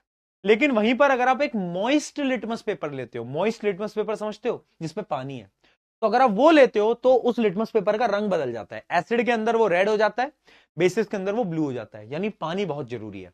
तो ये एक्टिविटी बेसिकली हमें यही बताती है कि मॉइस्ट ब्लू लिटमस तो रेड हो जाएगा, ठीक है। क्यों? क्योंकि मॉइस्ट मिल गया, पानी मिल गया, तो अपनी प्रॉपर्टीज को शो कर सकते हैं।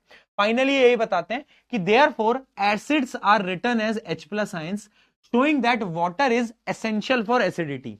यानी वाटर के बिना कुछ भी नहीं हो सकता, कुछ भी नहीं हो सकता, ठीक है। ये सब आपको याद करने की कोई जरूरत नहीं है, आप बस इतना याद रखो, वाटर इज इंपॉर्टेंट। ये एक्टिविटी ये शो करता है। ड्राई लिटमस पे कलर नहीं बदलेगा, मॉइस्ट लिटमस पे कलर बदलेगा, ठीक है। तो इसके टेस्ट क्या है, आप ऑब्जर्वेशन देख सकते हो। ड्राई ब्लू लिटमस पेपर में कोई कलर चेंज नहीं आया, मॉइस्ट ब्लू लिटमस पेपर पे रेड के अंदर चेंज आ गया, ठीक है। हमने पास क्या करी थी, हमने HCl गैस पास करी थी। HCl की जो गैस होती है वो हमने पास करी थी, राइट।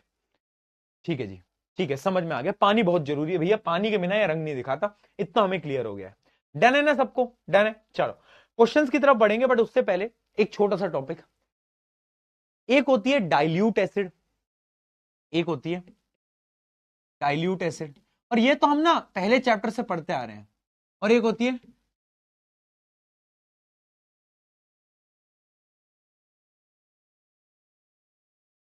Concentrated acid. इन दोनों में फर्क क्या होता है? डाइल्यूट एसिड वो एसिड है जिसमें एसिड की क्वांटिटी ज्यादा, पानी की क्वांटिटी कम। क्या बोला मैंने? डाइल्यूट गलत बोल दिया, रुको रुको। डाइल्यूट एसिड वो है जिसमें एसिड की क्वांटिटी तो कम है और वाटर की क्वांटिटी ज्यादा है, तो ये उतनी डेंजरस नहीं होती। लेकिन अगर मैं बात करूं कंसंट्रेटेड एसिड की, तो ये वो होते हैं जिनके अंदर एसिड बहुत ज्यादा है, ठीक है, और वाटर जो है वो कम है, वाटर जो है कम है, तो ये बहुत डेंजरस होते हैं, वो डेंजरस होते हैं। अब यहां पर सवाल कैसा आता है कि एक कंसंट्रेटेड एसिड है, उसको अगर तुम्हें डाइल्यूट करना है तो कैसे करोगे? तुम बोलोगे भैया डाइल्यूट करना है तो पानी मिला देंगे, मैंने कहा मूर्ख, इतना आसान होता तो कोई भी कर लेता, ऐसे नहीं होता। अगर किसी भी कंसंट्रेटेड एसिड को डाइल्यूट करना है ना, तो सबसे पहले आपको क्या करना होगा, पानी को लेना होगा एक बीकर में, और उसके अंदर ड्रॉप बाय ड्रॉप एसिड को ऐड करना पड़ेगा। क्योंकि अगर तुमने एसिड के अंदर पानी डाला तो ब्लास्ट हो जाएगा, धमाका हो जाएगा, सारे बाल तुम्हारे ऐसे हो जाएंगे बाल वाल सब झड़ जाएंगे, समझ रहे हो, ब्लास्ट हो सकता है। इस वजह से अगर आपकी लैब्स होंगी तो उसमें आपको बोला जाता होगा कि एसिड क्या करना है, ड्रॉप बाय ड्रॉप पानी के अंदर मिलाना है। तो याद रखना, acid in water, acid in water, acid को ड्रॉप बाय ड्रॉप पानी में मिलाना है। ऐसा नहीं करना कि एसिड लिया और उसमें पानी भर के डाल दिया, नहीं नहीं नहीं, ऐसा नहीं करना भैया, ठीक है। हाँ, बहुत बढ़िया, बहुत बढ़िया। ओके, एक बच्चा लिख रहा है neutralization is equals to acid base का पीस ट्रीटी तुम्हारे होता है ना एसएसटी में पीस ट्रीटी साइन करी जाती है, वैसे यहां की पीस ट्रीटी क्या है कि न्यूट्रलाइजेशन हो जाएगा भैया। चलो, तो ये चीज समझ में आ गई कि कैसे ऐड किया जाता है। इसमें भी एमसीक्यू पूछे जाते हैं कि how concentrated acid is converted into dilute acid. तो आपको पता होना चाहिए कि एक जो कंसंट्रेटेड एसिड होती है उसको ड्रॉप बाय ड्रॉप पानी में ऐड किया जाता है, उससे वो डाइल्यूट बन जाती है, राइट राइट। चलो ओके जी, क्वेश्चन देखे जाएं। कितना और पढ़ाओगे, एक टॉपिक बचेगा इसके बाद पीएच, पीएच और पढ़ाऊंगा, फिर जो सॉल्ट वाला पूरा टॉपिक है वो हम कल करेंगे एक्स्ट्रा क्लास में। सबको बोल देना बेटा कल एक्स्ट्रा क्लास रहेगी। Why does aqueous solution of N acid conduct electricity while dry acid does not? क्या लगता है, एक जो एक्वस सोल्यूशन होता है एसिड का वो तो इलेक्ट्रिसिटी को कंडक्ट करता है, लेकिन जो ड्राई एसिड होता है वो कंडक्ट नहीं करता, क्यों? क्योंकि, बोलो बोलो, ये अभी बताया मैंने बेटा, जस्ट अभी बताया, बोलो। बहुत बढ़िया।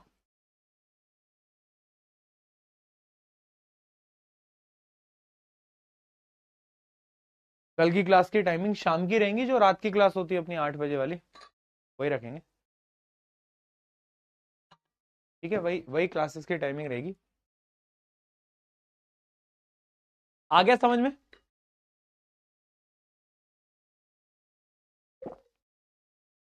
हाँ, 8:30 वही। चलो अगला, why does a substance like glucose not conduct electricity in aqueous solution? क्यों? क्योंकि जो ग्लूकोज होता है बेटा उसके पास आयंस नहीं होते। याद रखना, अगर इलेक्ट्रिसिटी कंडक्ट करानी है तो आयंस होना बहुत जरूरी है।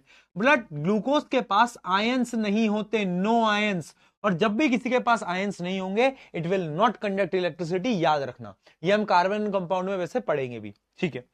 Why is HCl considered as a strong acid but acetic acid a weak acid? क्यों? ऐसा क्यों? क्योंकि जब HCl को पानी में मिलाते हैं it completely dissociate into H plus ion, वो पूरी तरीके से टूट जाता है। लेकिन CH3COH यानी जो एसिटिक एसिड है वो कंप्लीटली डिसोसिएट नहीं होता, इसलिए उसको हम वीक एसिड बोलते हैं। चलिए, बहुत बढ़िया। ओके ओके, हाँ देखो, डिसोसिएट या आयोनाइज दोनों एक ही वर्ड है, कोई फर्क नहीं है। बड़ी क्लासेस में, छोटी क्लासेस में स्कूल्स के अंदर आयोनाइज शब्द यूज किया जाता है। जब आप बड़ी क्लास में जाओगे 11th में तो डिसोसिएट शब्द यूज होगा, आयोनाइज तो यूज ही नहीं करेंगे। 11th की केमिस्ट्री में आप पढ़ोगे डिसोसिएट डिसोसिएट डिसोसिएट डिसोसिएट, यानी टूटना बिखरना, ठीक है, बहुत बढ़िया। आ जाइए दोस्तों, अब पढ़ते हैं इंट्रोडक्शन टू पीएच। देखो पीएच क्या है, वैसे पीएच की जो फुल फॉर्म होती है वो होती है पावर ऑफ हाइड्रोजन। क्या होती है? Power of hydrogen. But basically होता क्या है पीएच? पीएच स्केल एक ऐसी रीडिंग है जो कि आपको यह बताता है कि एक एसिड कितना ज्यादा ताकतवर है और एक बेस कितना ज्यादा ताकतवर है। अब इस पीएच स्केल को मैं बड़ी एक सिंपल चीज से समझा देता हूं। देखो, एक स्केल बना लो, ठीक है, एक पूरा का पूरा स्केल बना लो ऐसे, और वो स्केल स्टार्ट होता है 0 से और वो खत्म होता है 14 तक, 14 तक। बीच में आता है 7 यानी 7, इनका मिड पॉइंट, ठीक है, इनका मिड पॉइंट पहले समझ लो, फिर अपन देखेंगे थ्योरेटिकली, बाद में देखेंगे, पहले समझ लेते हैं। 1 से लेकर 14 तक और बीच में क्या है? मिड पॉइंट 7, ठीक है, 0 से लेकर 14 तक, सॉरी, ठीक है। अब ऐसे समझना बेटा, किसी भी सब्सटेंस की, मान लो एक सब्सटेंस एक्स है, उसकी जो रीडिंग आएगी, पीएच स्केल की जो रीडिंग आएगी, वो जितना क्लोज होगी 0 के, क्लोज टू 0, उतना ज्यादा वो एसिडिक होगा। समझना मैं क्या बोल रहा हूं? जितना ज्यादा क्लोज होगा 0 के, उतना ज्यादा वो एसिडिक होगा, और जितना ज्यादा वो 14th के क्लोज होगा, 14 के क्लोज होगा, उतना ज्यादा वो बेसिक होगा, बेसिक होगा। ठीक है, ठीक है। दूसरी चीज, अगर किसी का पीएच स्केल 7 है, यानी वो एक न्यूट्रल कंपाउंड है। न्यूट्रल समझ गए? न्यूट्रल समझ गए क्या? वो क्या है? वो न्यूट्रल कंपाउंड है। न्यूट्रल यानी ना वो एसिडिक ना वो बेसिक। अगर 7 से कम है तो वो एसिडिक हो गया, क्योंकि 0 की तरफ आ गया। अगर 7 से ज्यादा है तो वो बेसिक के अंदर आ गया। ठीक है, तो 7 से ज्यादा वाले को हम बेसिक बोल सकते हैं, इसको हम एसिडिक बोल सकते हैं। ठीक है भैया, इतनी बात समझ में आई? कोई नई चीज बताओ। नई चीज मैं बताता हूं। अब मुझे तुम बताओगे, मान लो मेरा एक कंपाउंड था एक्स, उसकी रीडिंग आई पीएच स्केल की 2.3। एक कंपाउंड था वाई, उसकी रीडिंग आई 6। तो मुझे ये बात बताओ, कौन ज्यादा एसिडिक है, एक्स या वाई? कौन ज्यादा एसिडिक है, एक्स या वाई?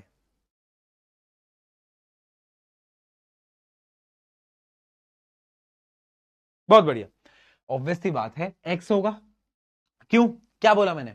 जो 0 के जितना करीब, जो उसके जितना क्लोज, वो उतना एसिडिक है ना। तो यानी एक्स इज मोर एसिडिक। ठीक है, चलो एक और बार करा लेता हूं मैं आपको। मानो मानो एक है y जो कि है 8.5 और एक है z जो कि है 9। तो मुझे बात बताओ, कौन ज्यादा बेसिक है? ज्यादा बेसिक कौन है? जो 14 के ज्यादा करीब वो ज्यादा बेसिक, तो 9 जो है वो ज्यादा बेसिक होगा। ज्यादा एसिडिक कौन होगा? ज्यादा एसिडिक ये होगा। समझे ना बात को? समझे ना बात को? ठीक है, इसी को हम बोलते हैं पीएच स्केल। इसके कुछ क्वेश्चन देखते हैं अपन पहले। इसके हम कुछ क्वेश्चन देखते हैं। मान लो, क्या बोल रहा हूं मैं? The pH scale, the pH scale reading, जो पीएच स्केल की रीडिंग होती है 0 से लेकर 14 तक, उस रीडिंग में एक्स की रीडिंग ज्यादा आई है वाई से। तो आपको ये बताना है कौन सा ज्यादा एसिडिक है, ये आपको बताना है। बड़ा इंटरेस्टिंग और मुश्किल क्वेश्चन है, दिमाग लगाना। बिना दिमाग लगाए सॉल्व मत करना, नहीं हो पाएगा, ये गलत करोगे सब। एक्स की रीडिंग ज्यादा आई है वाई से, ये बताओ एसिडिक कौन है?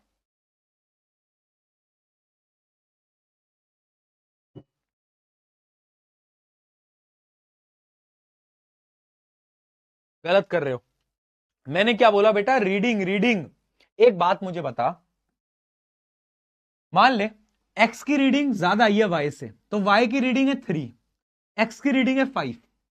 मतलब तो यही है, रीडिंग 0 से लेकर 14 तक, इसकी 3 इसकी 5 मान लेते हैं। अब बता कौन एसिडिक? भैया जो 0 के ज्यादा नजदीक, यानी 3, यानी वाई। तो जो एक्स लिख रहे थे सबका आंसर गलत था, वाई था इसका आंसर। यस, बहुत बढ़िया, बहुत बढ़िया। समझे? समझे? ऐसे क्वेश्चन आते हैं। मान लो pH scale of reading of A is less than B, तो आपको ये बताना है बेसिक कौन सा है। अब बताओ बेसिक कौन सा है। मान लेते हैं ए जो है वो अगर 5 है, तो बी उससे ज्यादा है, यानी बी 6 होगा, 7 होगा, 8 होगा। तो बेसिक कौन है ज्यादा? बी ज्यादा बेसिक है, क्योंकि उससे बड़ा है ना। 14 के जितना नजदीक उतना ज्यादा बेसिक, तो इसका आंसर है बी। ऐसे क्वेश्चन आते हैं, ऐसे क्वेश्चन आते हैं। समझे? समझे? बहुत बढ़िया, बहुत बढ़िया जी। तो अब हम लिख सकते हैं बेटा, पीएच स्केल क्या होता है? PH scale is a numerical scale that ranges from 0 to 14। The pH value of 7 indicates neutral. अगर 7 से कम है तो एसिडिक है, अगर ज्यादा है तो बेसिक है। ठीक है, if the pH value decreases then 7, the H plus ion concentration increases. समझाता हूं। अगर पीएच स्केल की रीडिंग 7 से कम है, इसका क्या मतलब है? कि एसिडिक होगा। और तुम मुझे बात बताओ, एसिड की प्रॉपर्टी क्या होती है? एसिड की प्रॉपर्टी होती है कि H प्लस आयंस डोनेट करना। यानी अगर किसी की भी रीडिंग 7 से कम है, the H plus ion concentration increases, यानी H प्लस आयन की कंसेंट्रेशन ज्यादा होगी। और अगर किसी की पीएच स्केल की रीडिंग 7 से ज्यादा है तो वो बेसिक होगा। और बेसिक की प्रॉपर्टी क्या होती है? OH negative ions. यस, बहुत बढ़िया। The H plus ion concentration decreases और OH negative ion concentration increases. इसी चीज को मैं पीएच स्केल की मदद से आपको समझाता हूं। मान लो पीएच रीडिंग आई 8, तो क्या मैं बोल सकता हूं इसके अंदर जो H प्लस आयंस होंगे वो तो कम होंगे, लेकिन OH नेगेटिव आयन ज्यादा होंगे। अगर मैं बात करूं पीएच रीडिंग आई 3, एसिड है एक, एसिड में H प्लस आयन ज्यादा होंगे। क्या बात समझ में? इसका क्वेश्चन देखते हो, और क्लियर हो जाएगा। PH scale reading of X is greater than Y। मुझे आपको यह बताना है किसमें H प्लस कंसेंट्रेशन ज्यादा होगी। H प्लस कंसेंट्रेशन किसमें ज्यादा होगी बताओ।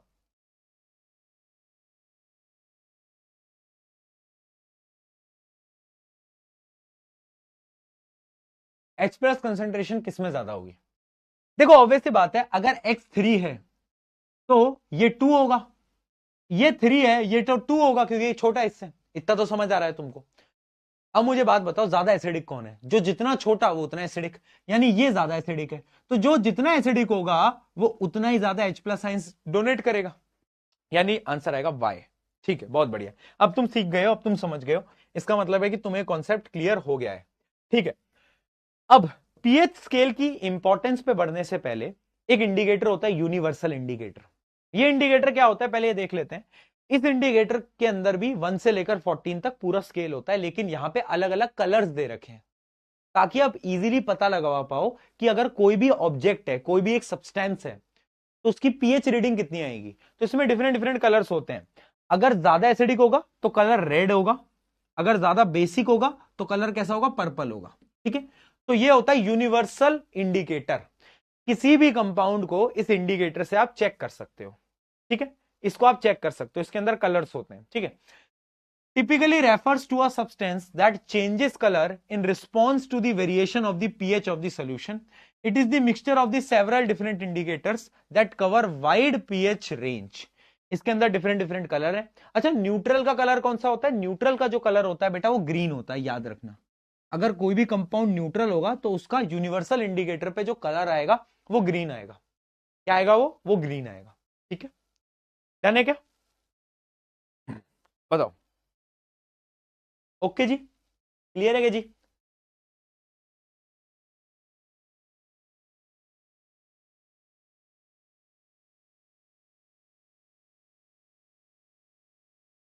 बहुत बढ़िया,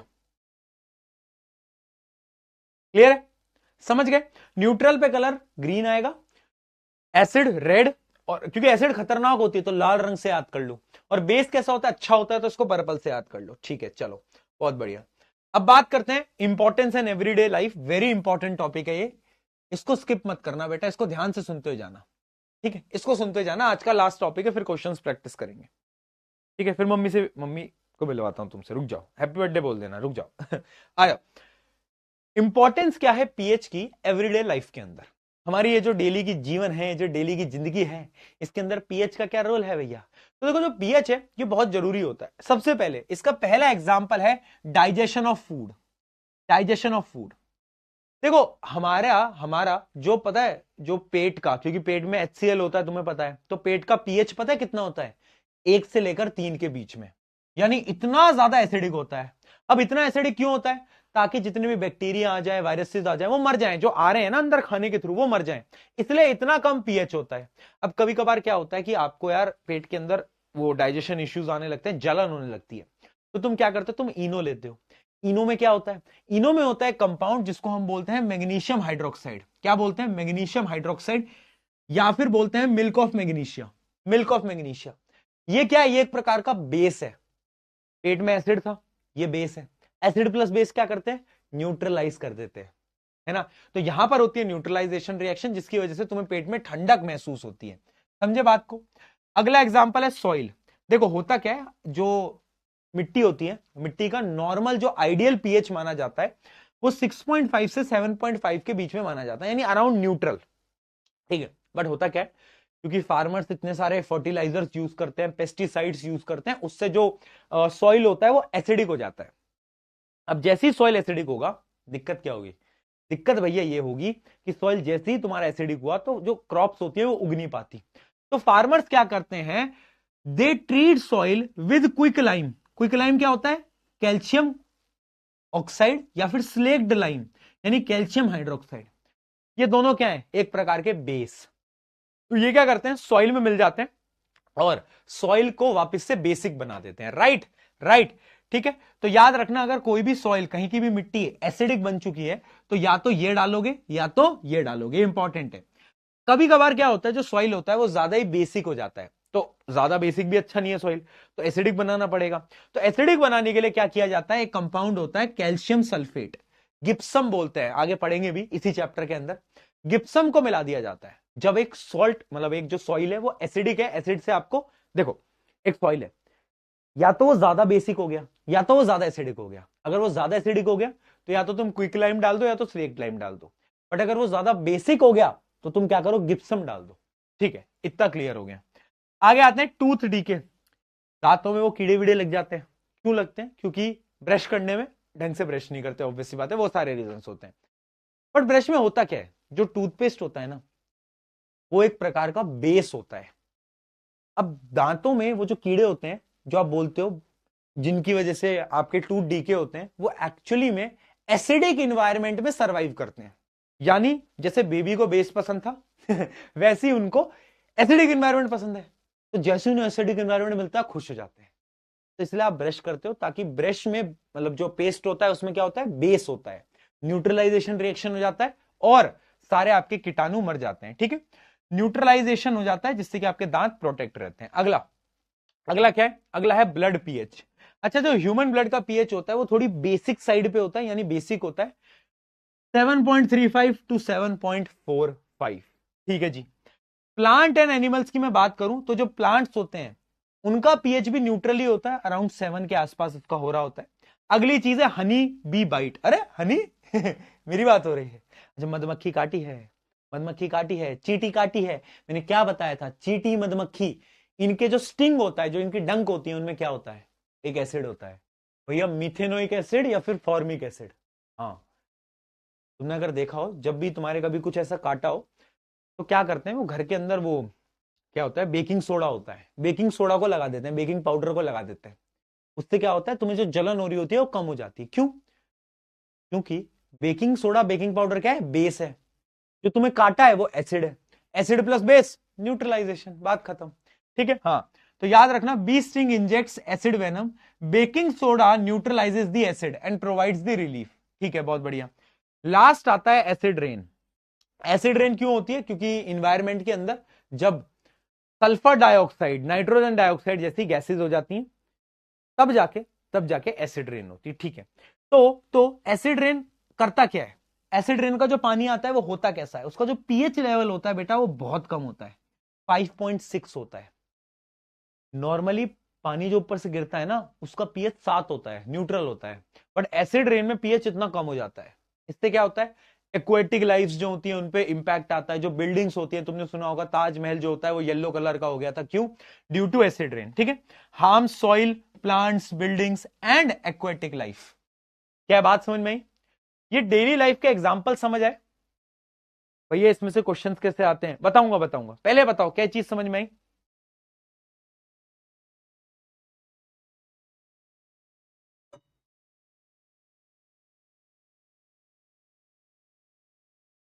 जल्दी बताओ।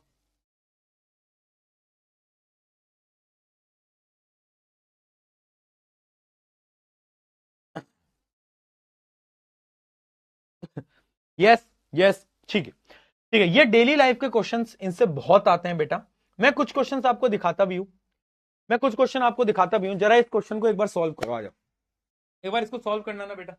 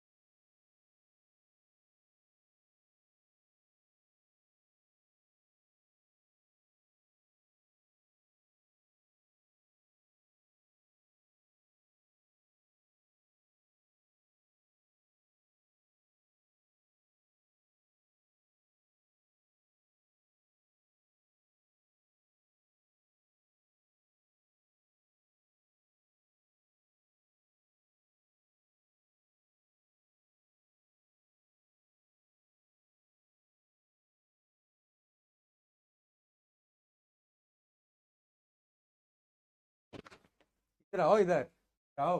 इधर इधर इधर, सामने सामने सामने, इधर कैमरे में देखो इधर। आपको हैप्पी बर्थडे बोल रहे हो सब। हेलो। लो माइक तो पकड़ो, इधर आपको चैट दिखा। हेलो। हमें स्टोरी थी अभी। आज जब से कह रहे हैं कि आंटी को हैप्पी बर्थडे बोल देना हमारी तरफ से। थैंक यू सबको। Thank you very much. देखो चैट्स कैसे चलती, कुछ पढ़ने में आ रहा है? नहीं, ये देखो पढ़ने में आ रहा है कुछ। बहुत तेज दौड़ रही है।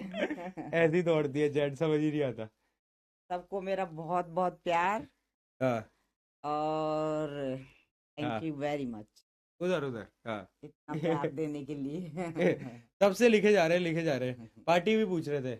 हाँ, पार्टी अभी दे रहे हैं। अभी इनको कब चल रही दोगे? है। अब इनको अगर आ सके तो अभी आ जाओ। अरे यार आ सके तो आ जाओ मम्मी, दिक्कत हो जाएगी यहाँ पे। कोई बात नहीं, हम यहाँ पे अरेंज दिक्कत। कर लेंगे। अरे यार, 8:30 में पार्टी है। अरे यार दिक्कत हो जाएगी मम्मी यहाँ पे। आप रहने दो।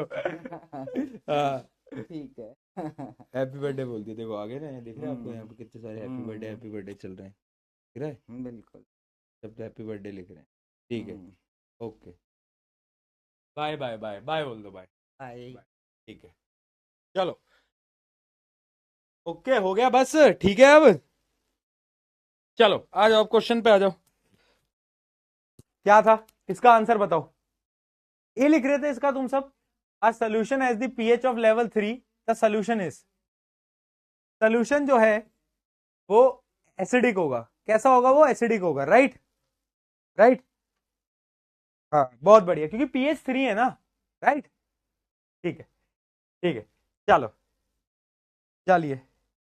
उसके अलावा the pH of the rain water is found to be 5.6। The cause is, मैंने अभी बताया कि अगर पीएच इतना कम है तो भैया एसिड रेन है। और एसिड रेन क्यों होती है? इसकी वजह से, इसकी वजह से, राइट? एड्रेस, एड्रेस बता दो भैया, कहां है पार्टी? सब जानना है तुमको, है सब जानना है। चलो चलिए आगे बढ़ते हैं। Which solution will have pH greater than 7? कौन सा ऐसा सोल्यूशन है जिसकी जो पीएच होगा इनमें से, उसका जो पीएच होगा वो 7 से ज्यादा होगा? 7 से ज्यादा उसका होगा बेटा, जो कि एक प्रकार का बेस है। अब बेस ढूंढना है, बेबी को बेस पसंद है। हाँ भाई, बेस ढूंढ के बताओ। चलो, ये तो एसिड है, ये तो बेस नहीं है। वो नहीं आता था वो एक कार्टून था, डोरा द एक्सप्लोरर। देख के बताओ, तुमने देखा डोरा द एक्सप्लोरर? देख के बताओ कि समुद्र कहाँ है, क्या समुद्र पीछे है या समुद्र आगे है? वैसे ही देख के बताओ कि इनमें से बेस कौन है। क्या बात है। अगर आप ध्यान से देखोगे, ये क्या है? ये क्या है? Sodium carbonate. सोडियम कार्बोनेट, क्या ये बेस है? क्या मैंने शुरू में बताया था ये बेस होता है? बताओ, क्या एक प्रकार का बेस है? क्या लगता है तुमको? बच्चे बहुत कंफ्यूज हो रहे हैं इस क्वेश्चन में।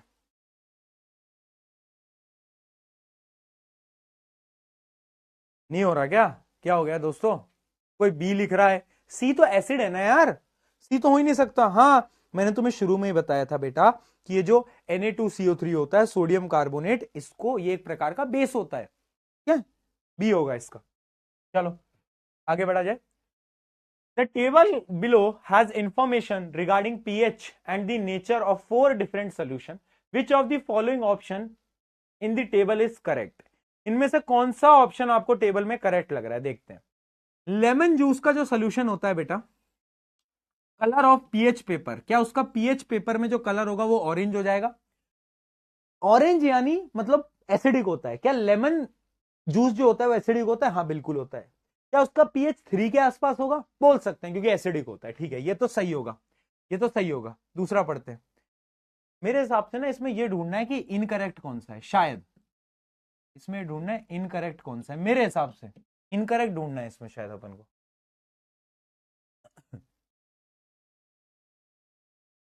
या करेक्ट ही ढूंढना है? रुको एक मिनट, चलो एक बार वापिस से देखते हैं।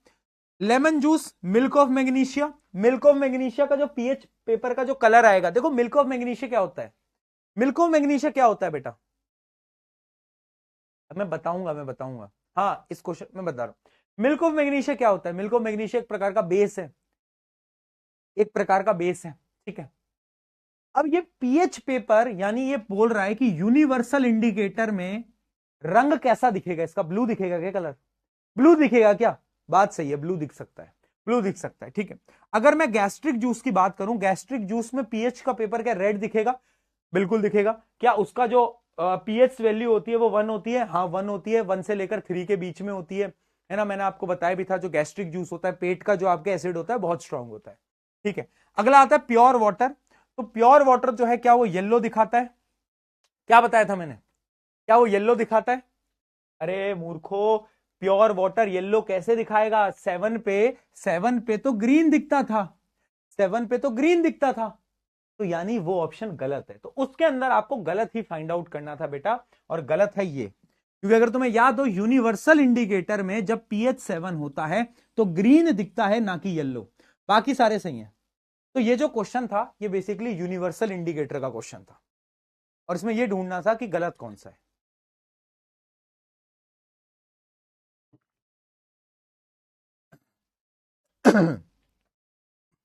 चले, चलो भाई आगे बढ़ते हैं। Why does tooth enamel get corroded when the pH of the mouth falls below 5.5?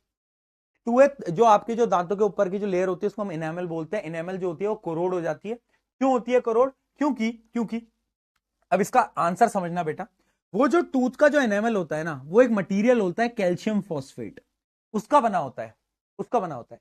और ये जो कैल्शियम फॉस्फेट होता है ना बेटा, ये बहुत स्ट्रांग लेयर है, पानी में खराब नहीं होती, लेकिन वो जो लेयर है वो एसिड में खराब हो जाती है। इसलिए हम ब्रश करते हैं ताकि माउथ के न्यूट्रलाइजेशन हम कर पाए। तो याद रखना, वो जो लेयर होती है टूथ इनेमल की, वो किसकी बनती है? कैल्शियम फॉस्फेट की। और calcium phosphate soluble in acid होता है, यानी एसिड में वो खराब हो सकता है। इस वजह से हम बोलते हैं कि ब्रश करनी चाहिए ताकि न्यूट्रलाइजेशन रिएक्शन हो पाए। अगला, two solution M and N give red and blue colour respectively with a universal indicator. ये वाला आपका होमवर्क है यार, ये तो तुम खुद करोगे। चलो, ये तुम खुद करोगे, कर पाओगे क्या? एक बार रीड कर लो, रीड कर लो एक बार, कर पाओगे क्या?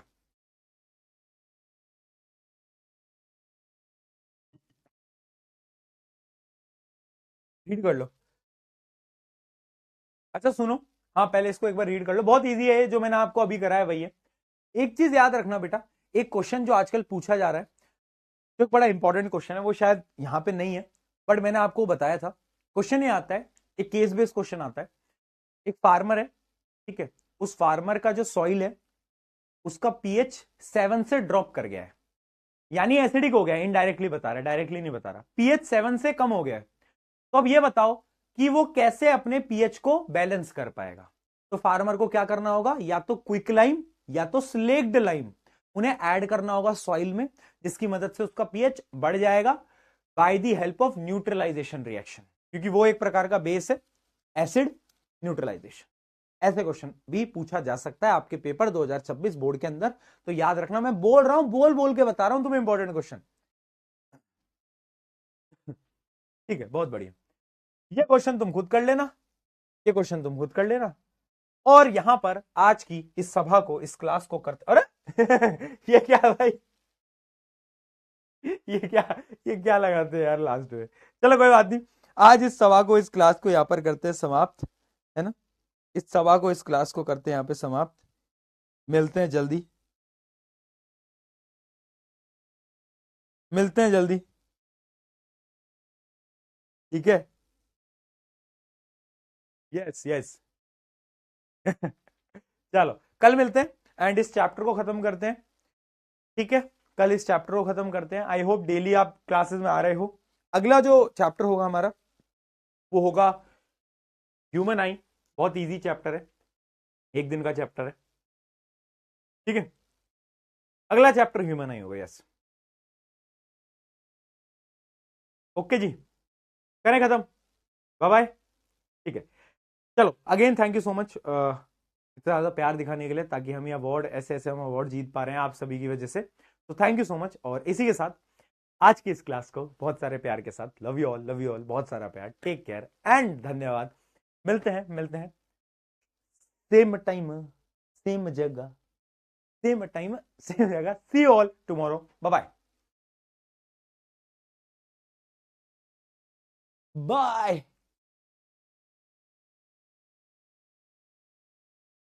Bye bye.